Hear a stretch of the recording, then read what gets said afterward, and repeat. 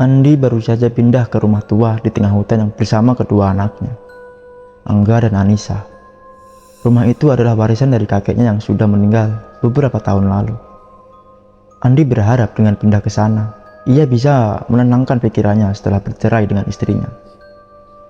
Sejak hari pertama mereka tinggal di rumah itu, Andi mulai merasakan ada hal-hal aneh yang terjadi di malam hari.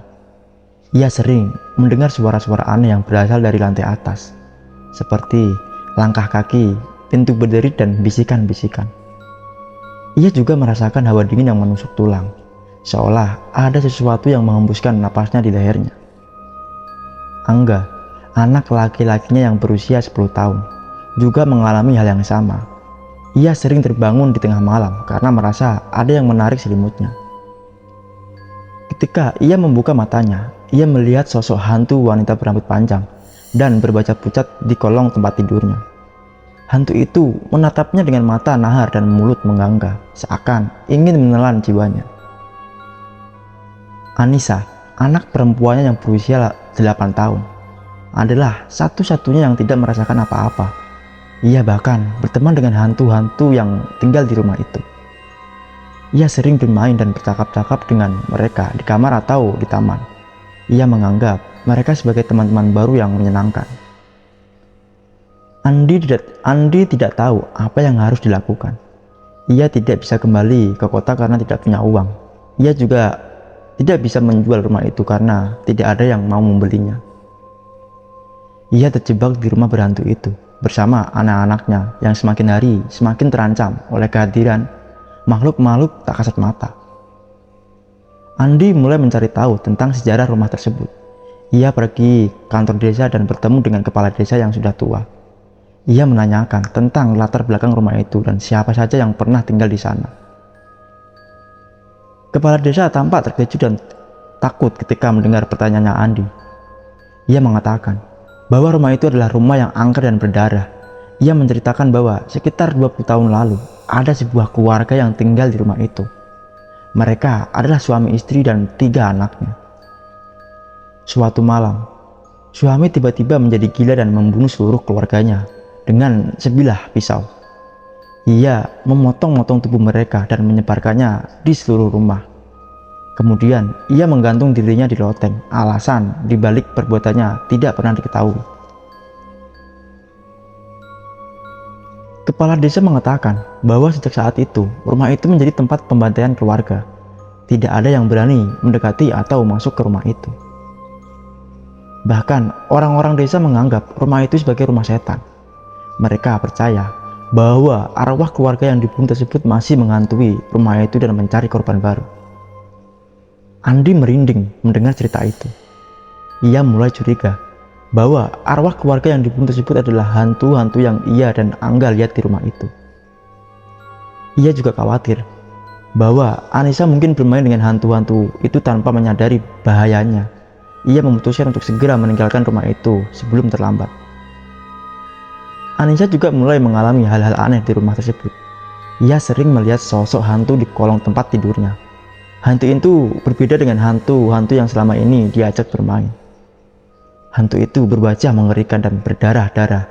Ia selalu menatap Anissa dengan tatapan marah dan dendam. Anissa tidak takut dengan hantu itu. Ia malah penasaran dengan hantu itu. Ia ingin tahu siapa hantu itu dan mengapa hantu itu marah. Ia mencoba berbicara dengan hantu itu, tapi hantu itu tidak pernah menjawab. Hantu itu hanya menggeram dan menggertakkan giginya. Suatu malam, Anissa memutuskan untuk mengikuti hantu itu. Ia melihat hantu itu keluar dari kolong tempat tidurnya dan berjalan menuju loteng. Anissa mengikuti hantu itu dengan hati-hati. Ia tidak mau membangunkan ayah atau kakaknya. Di loteng, Anissa melihat hantu itu berdiri di depan sebuah tali yang tergantung dari atap. Hantu itu menunjuk ke tali itu dan berkata dengan suara serak, "Ini adalah tali yang digunakan oleh ayahku untuk menggantung dirinya setelah ia membunuh kami semua. Ia adalah orang yang membuat kami menjadi seperti ini. Ia adalah orang yang harus kau takuti." Anissa terkejut mendengar cerita hantu itu. Ia sadar bahwa hantu itu adalah salah satu anggota keluarga yang dibunuh di rumah itu. Ia merasa kasihan dengan hantu itu. Ia ingin menangkapkan hantu itu dan mengatakan bahwa ia tidak perlu marah lagi. Tapi sebelum Anissa berkata apa-apa, hantu itu tiba-tiba menarik Anissa ke arah tali itu. Hantu itu berkata dengan suara dingin, "Kau tidak bisa menolong kami. Kau hanya bisa bergabung dengan kami. Kau akan menjadi hantu seperti kami. Kau akan merasakan sakit yang kami rasakan." Anissa berteriak ketakutan. Ia mencoba melepaskan diri dari cengkraman hantu itu. Ia berharap ayah atau kakaknya mendengar teriakannya dan datang menyelamatkannya. Andi yang sedang tidur di kamar terbangun oleh suara teriakan Anissa. Ia segera bangun dan berlari menuju kamar Anissa.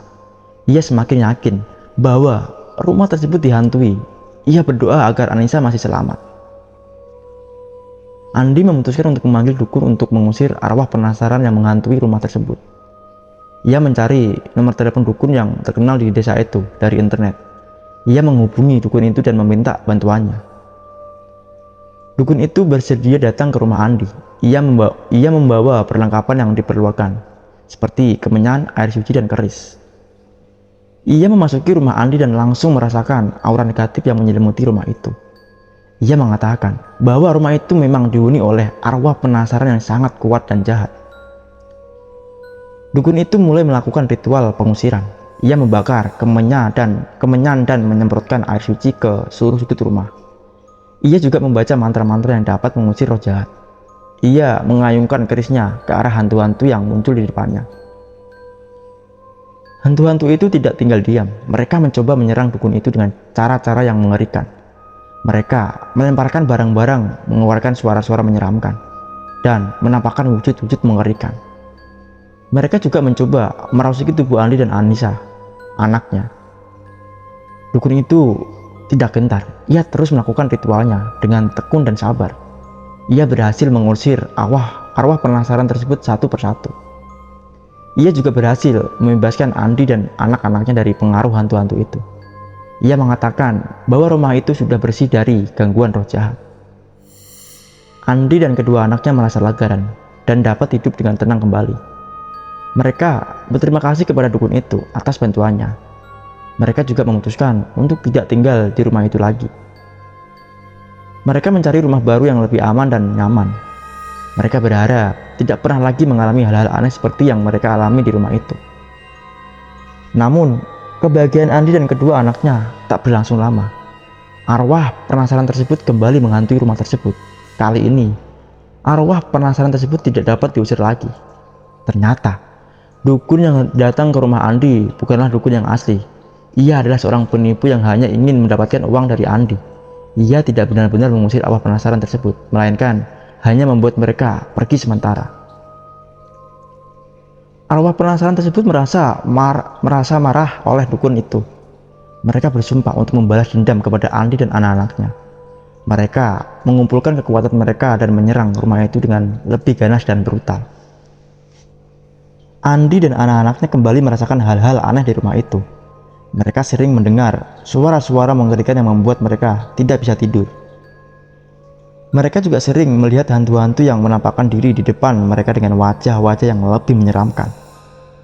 Andi mencoba memanggil dukun yang lain, tapi tidak ada yang mau datang. Mereka semua takut dengan rumah itu. Mereka mengatakan bahwa rumah itu sudah terlalu terkutuk dan tidak ada yang bisa menyelamatkannya. Andi merasa putus asa. Ia tidak tahu bagaimana cara melindungi dirinya dan anak-anaknya dari arwah penasaran tersebut. Ia merasa bahwa ia dan anak-anaknya sudah tidak punya harapan lagi. Ia merasa bahwa ia dan anak-anaknya sudah ditakdirkan untuk mati di rumah itu. Andi dan kedua anaknya terpaksa meninggalkan rumah tersebut. Mereka tidak tahan lagi dengan teror yang dilakukan oleh arwah penasaran tersebut. Mereka merasa bahwa mereka tidak akan bisa hidup dengan damai di rumah itu. Mereka pergi ke kota untuk memulai hidup baru. Mereka menyewa sebuah apartemen yang kecil tapi nyaman. Mereka mencoba melupakan masa lalu yang kelam dan berharap bisa menemukan kebahagiaan yang baru.